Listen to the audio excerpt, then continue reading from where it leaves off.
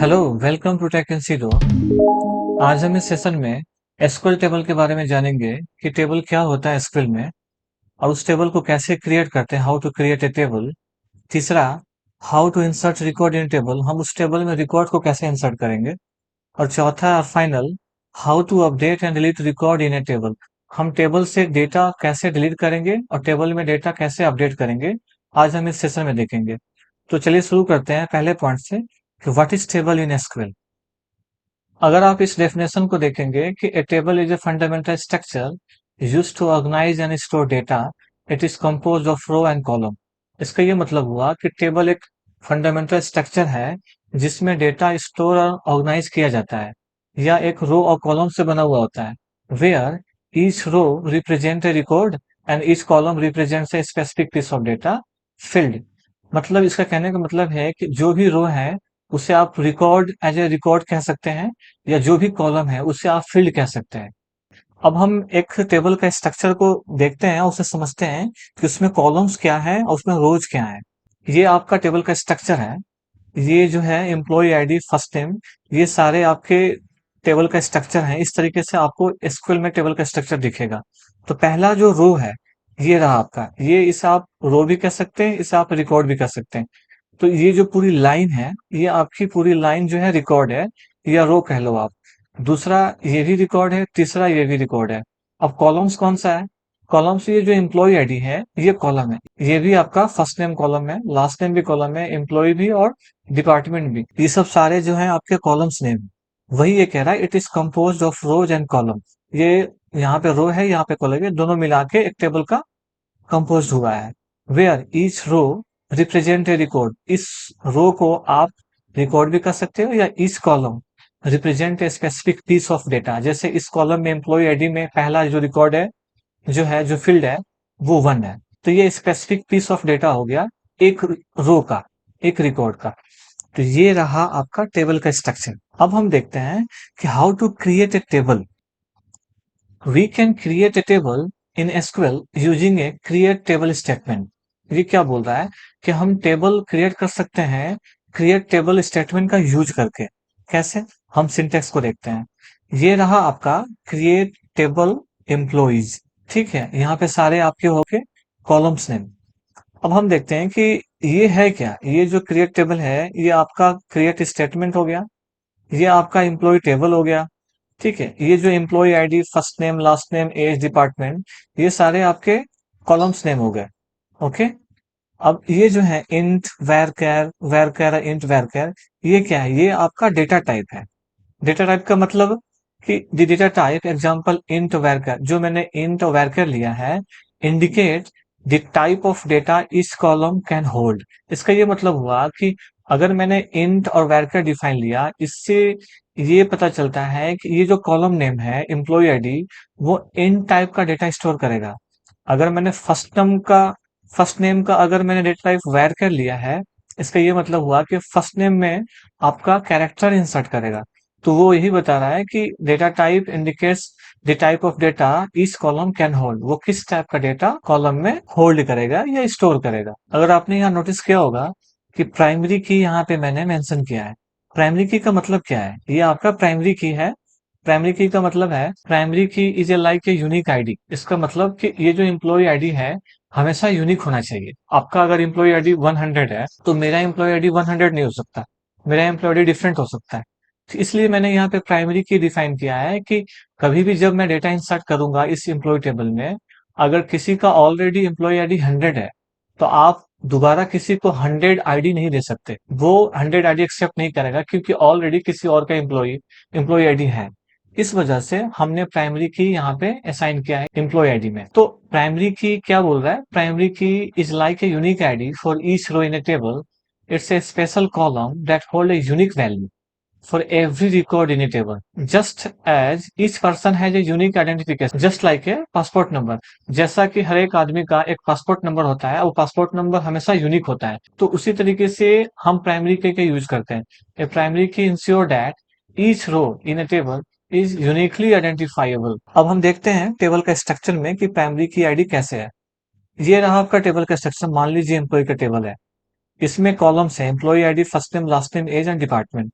ये सारे आपके रिकॉर्ड हैं, ये आपके सारे कॉलम हैं। मैंने क्या किया कि प्राइमरी की एम्प्लॉय आईडी में असाइन किया है, क्योंकि एम्प्लॉय आईडी हमेशा यूनिक होना चाहिए। नाम किसी का सेम हो सकता है पर एम्प्लॉय आईडी सेम नहीं होना चाहिए। तो चलिए हम इसी चीज को इम्प्लीमेंट करके एसक्यूएल सर्वर में यूज करके देखते हैं कि हम किस तरीके से टेबल बनाते हैं, उसमें डेटा कैसे इंसर्ट करते हैं, और प्राइमरी की का यूज भी देखेंगे, साथ साथ में इंसर्ट, अपडेट, डिलीट करके भी देखेंगे। एसक्यूएल सर्वर स्टूडियो ओपन करने के बाद आपको क्या करना है, पहली चीज आपको न्यू क्वेरी पे क्लिक करना है। न्यू क्वेरी पे क्लिक करने के बाद ये पेज ओपन हो जाएगा न्यू क्वेरी का। इसमें आपको टेबल क्रिएट करने से पहले एक डेटाबेस बनाना होगा। आखिर हम जो टेबल बनाएंगे वो रखेंगे कहाँ, तो उसके लिए हम एक डेटाबेस बनाएंगे। तो उसके लिए जो कमांड है, क्रिएट डेटाबेस, डेटाबेस का नाम जैसे मैं टेक एनसीडो रख रहा हूँ फिलहाल के लिए। सिलेक्ट किया और एग्जीक्यूट किया। एग्जीक्यूट बटन में क्लिक करना है आपको। एग्जीक्यूट करने के बाद देखेंगे कमांड कंप्लीटेड सक्सेसफुली, इसका मतलब टेक एनसीडो जो है इसके इस नाम से एक डेटाबेस बन चुका है। यहाँ पे इस डेटाबेस में देखेंगे, इस लिस्ट में आपको कोई भी अभी टेक एनसीडो दिख नहीं रहा, तो राइट क्लिक करके आपको सिर्फ रिफ्रेश करना है।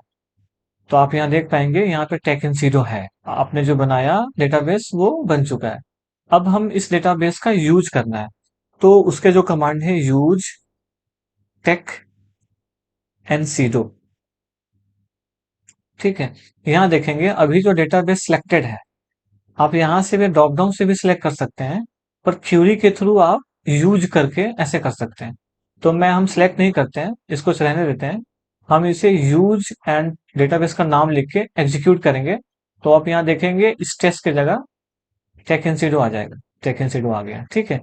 अब हम इस डेटाबेस में टेबल क्रिएट करेंगे। टेबल क्रिएट का जो स्टेटमेंट है, क्रिएट टेबल, टेबल का नाम आप कुछ भी दे सकते हैं, मैं फिलहाल के लिए एम्प्लॉयज ले रहा हूं। ब्रैकेट ओपन, इसके बाद column name, employees, employ ID,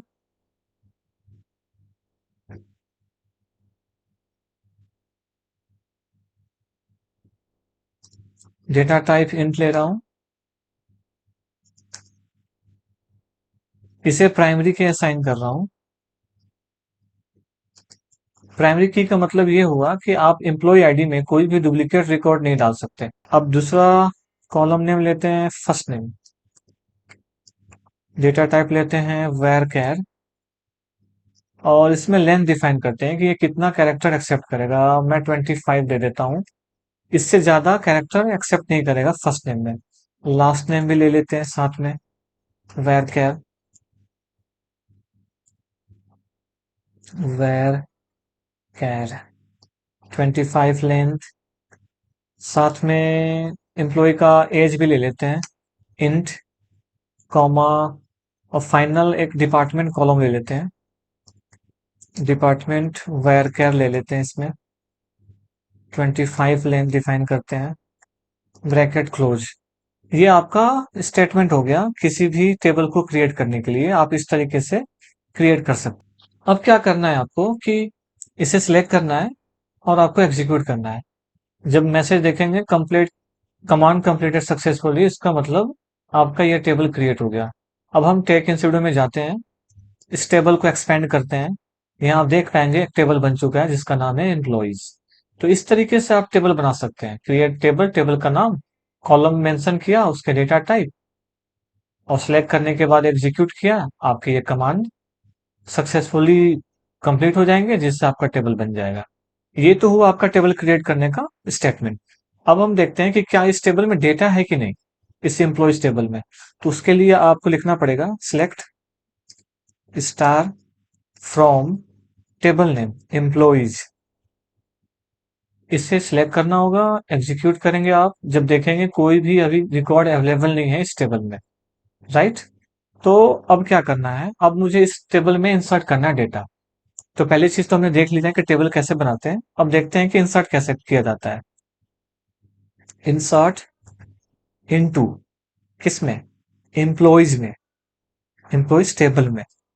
values, क्या वैल्यूज आप इंसर्ट करेंगे इस एम्प्लॉय टेबल में। तो वैल्यूज के बाद ब्रैकेट ओपन होगा, उसके बाद सीक्वेंस से आप डेटा इंसर्ट करेंगे। Employees column, employees ID, first name, last name, age और डिपार्टमेंट।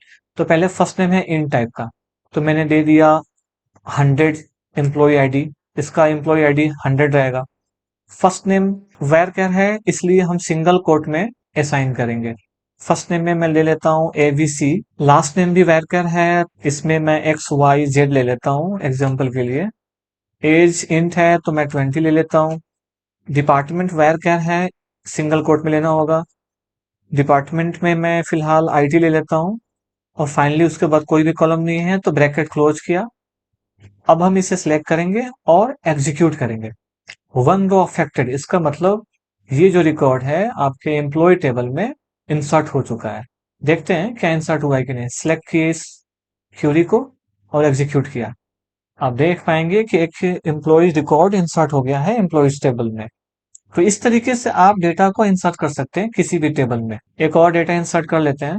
कॉपी किया और इसे पेस्ट किया। आप यहाँ देखेंगे अगर मैं इसे दोबारा रन कराता हूँ सिलेक्ट करके, तो क्या इंसर्ट करेगा? नहीं इंसर्ट करेगा। क्यों? क्योंकि यहाँ पे 100 जो एम्प्लॉय आईडी है ऑलरेडी इंसर्ट है।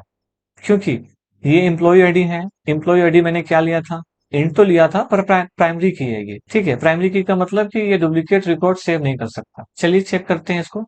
सिलेक्ट किया और एग्जीक्यूट किया। क्या बोल रहा है? 100 ऑलरेडी इंसर्ट है, डुप्लीकेट की इज वैल्यू। आप यहाँ देख पाएंगे मैसेज दे रहा है, ये एरर है।